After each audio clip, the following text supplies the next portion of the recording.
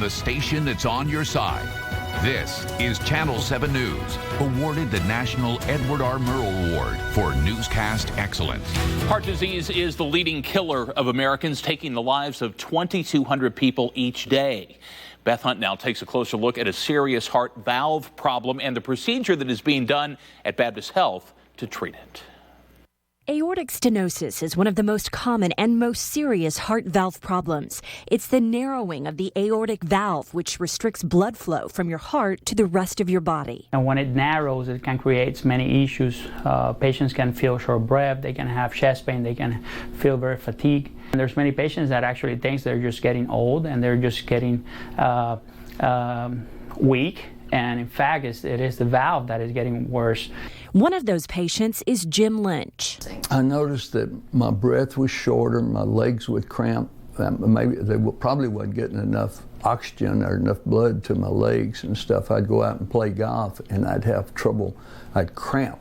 The traditional way of treating aortic stenosis is with open heart surgery, but there is a less invasive procedure that repairs the valve without removing the old transcatheter aortic valve replacement, or TAVR. And that valve basically takes the place of that old aortic valve and starts functioning just like a normal valve.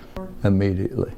It's unbelievable. You could breathe better. Everything was just, your blood's going out now. Lynch had triple bypass surgery when he was 59 and wasn't sure he could go through another open heart surgery. He says the TAVR procedure is the best thing that could have happened to him. And he gets emotional thinking about the doctor at Baptist who made it all happen. Jesus performed miracles, but I know Dr. Rodriguez did too. Gave me a new lease on life, you know. In Little Rock, Beth Hunt, Channel 7 News. Pretty good company to be in there.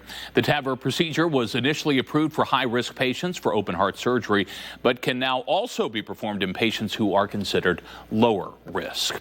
Well, as we mentioned, February is Heart Health Month, the perfect time to learn about your heart health.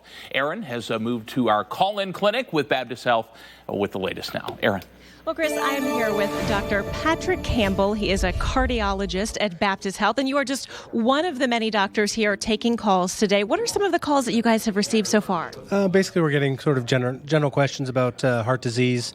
What are the signs and symptoms? What should they be worried about? Questions about their medications.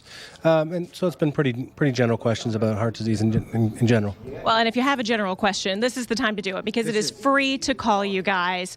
And you are a congestive heart failure specialist. Yes. So if anyone has a question about that, you're the guy to talk to. What are some of the main questions people have? So typically, I guess when people have heart failure, their questions are really about what are the treatments and how do they feel better. And so we talk about the medications and lifestyle changes that need to be implemented to improve their symptoms, make them feel less short of breath, less tired, and give them a better quality of life. What are some of the main signs, symptoms that people should watch out for? So when it comes to congestive heart failure, the symptoms you're looking for are shortness of breath, fatigue, swelling, decreased appetite, not being able to lay flat when you try to sleep. Those are some of the main symptoms that people have. And what are some of the treatment options?